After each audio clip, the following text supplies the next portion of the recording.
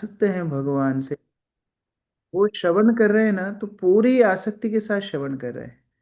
वो पूरा उस लीला में प्रवेश कर चुके हैं। जैसे महाराज कुलशेखर का भी उदाहरण आता है कि महाराज कुलशेखर अलवर थे, बहुत बड़े भगवान के भक्त थे दक्षिण भारत में। तो जब वो भगवान की कथा सुनते थे तो पूरा उसमें निमग्न हो जाते थे। तो एक बार उन्होंने रामायण सुन रहे थे, तो रामायण में उन्होंने उल्लेख सुना कि सीता देवी को रावण लंका ले गया। तो ये सुनते ही वो अपने घोड़े पर बैठ करके लंका की ओर जाने लगे। और इतना उनको आ, ये भाव था कि मैं सीता देवी को छुड़ा करके लेकर के आऊंगा, कि वो जमीन तो ठीक है, अभी पानी में अंदर जाने लगे। और जैसे जैसे समुद्र के अंदर जाने लगे, घोड़ा तो डूबने लगा। घोड़ा तो ऐसा नहीं है कि नाव की तरह तैरा करके नदी पार करा देगा, घोड़ा डूबने लगा। तो उस समय पे मंत्रियों ने चिंता करा, अरे अब कैसे बचे, हमारे महाराज तो डूब जाएंगे।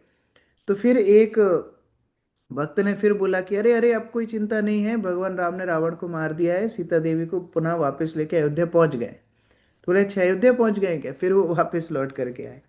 तो कहने का तात्पर्य, इतना निमग्न हो गए थे कि उन्हें बाह्य बोध नहीं था। उसी प्रकार यहाँ परीक्षित महाराज इतना डर गए कि कहीं कृष्ण को अनित तो नहीं हो जाएगा, ये राक्षसी तो बड़ी भयानक होगी, है ना, अभी तो छोटे से भगवान हैं, तो उनको कोई अनहित तो नहीं कर देगी, इस तरह विचार करने लगे। तो महाराज परीक्षित को सुखदेव गोस्वामी बोल रहे हैं, जहां भी लोग कीर्तन तथा श्रवण द्वारा भक्ति कार्यों की अपनी वृत्तियों में लगे रहते हैं, श्रवणम कीर्तनम विष्णु, वहां बुरे लोगों से किसी प्रकार का खतरा नहीं रहता। तो केवल भगवान के नाम का श्रवण और कीर्तन करने से सारे अपवित्र वस्तुएं व्यक्ति से दूर रहती हैं। और जब साक्षात भगवान स्वयं विद्यमान हो, तो चिंता की कोई आवश्यकता नहीं है। तो इस प्रकार से लीला वर्णन कर रहे हैं। सा खेचरी एकदा उत्पत्त्य पूतनानंद गोकुलम, योषित्वा माययात्मानं प्राविशत् कामचारिणी। आशा निगम माता जी पढ़िए।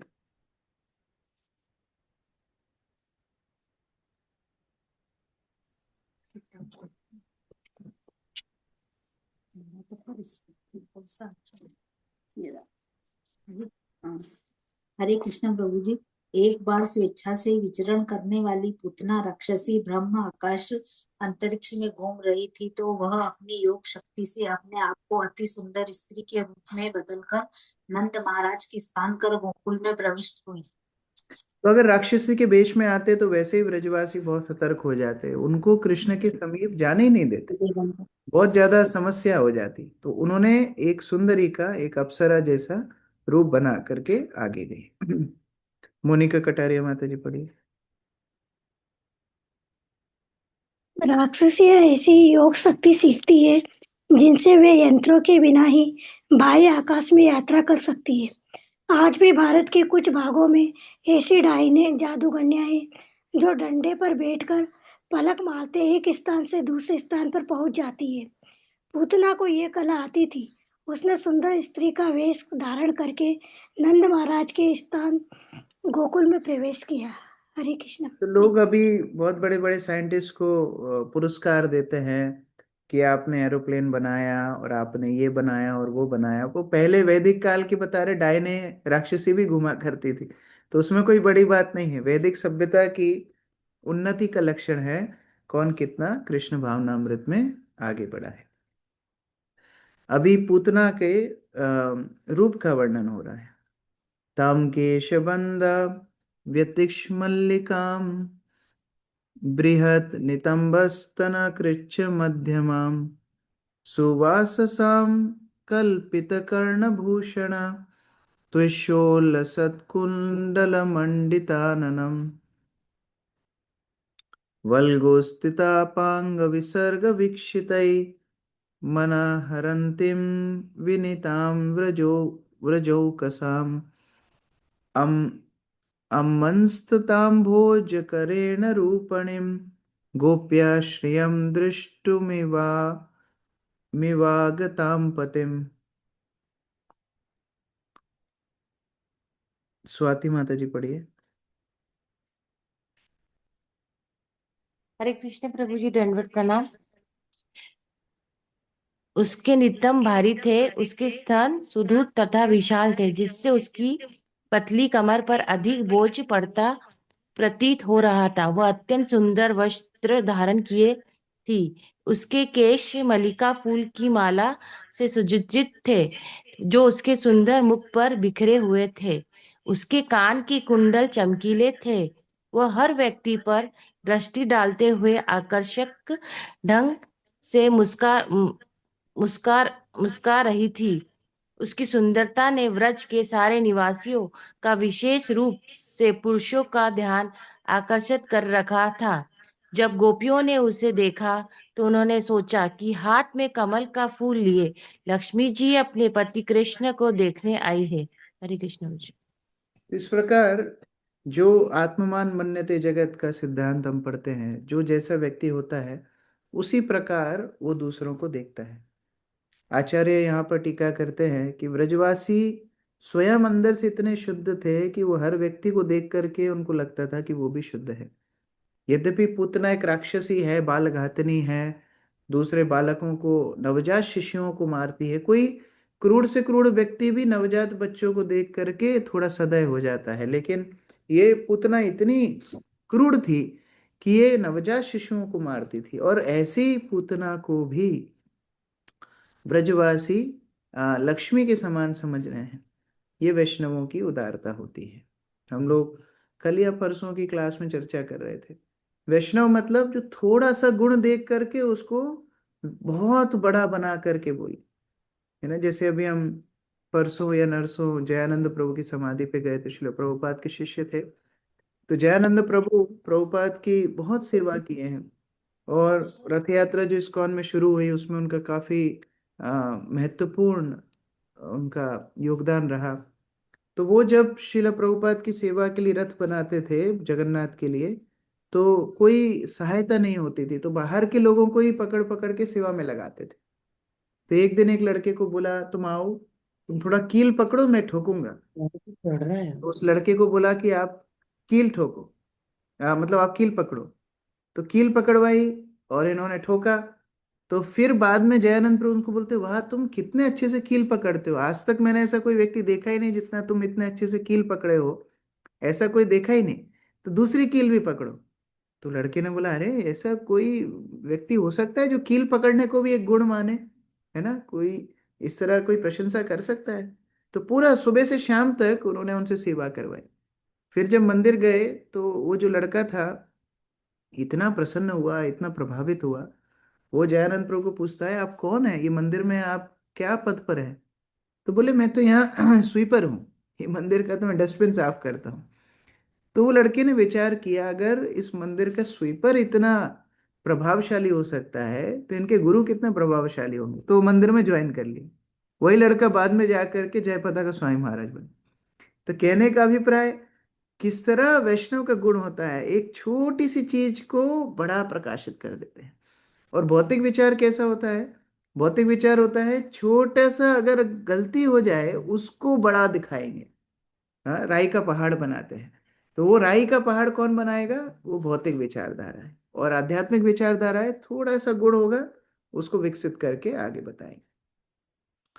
बालग्रह तत्र विचन्वती शिशून् यद् गृहे असतंतकम् बालं प्रतिच्छन्न निज उरु तेजसं ददर्श तल्पे अग्निमिव आहितम्।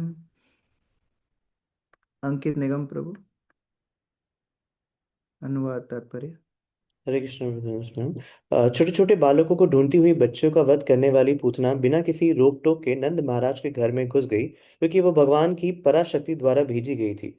वह किसी से पूछे बिना नंद महाराज के उस कमरे में घुस गई जहां उसके बालक को बिस्तरे पर सोते देख, जो रास में ढकी अग्नि के समान असीम शक्ति संपन्न था, वह समझ गई कि यह बालक कोई साधारण बालक नहीं है, अपितु सारे असुरों का वध करने के हेतु आया है। तात्पर्य: असुरगण सदैव उत्पाद मचाने और हत्या करते रहते हैं, किंतु नंद महाराज के घर में बिस्तर पर लेटा बालक असुरों का वध करने के लिए उत्पन्न हुआ था। भगवत गीता में भगवान बताते हैं कि जो मैंने ज्ञान तुमको बताया है 1866 सर्वधर्मान परित्यज्य, उसके बाद अगले श्लोक में भगवान बताते हैं इदम ते न तपस्काय। जो मैंने तुमको अभी ज्ञान बताया इदम ते, जो अभी तुमको ज्ञान बताया है, ना तपस्काय, वो तपस्वियों तक को वो ज्ञान मत देना।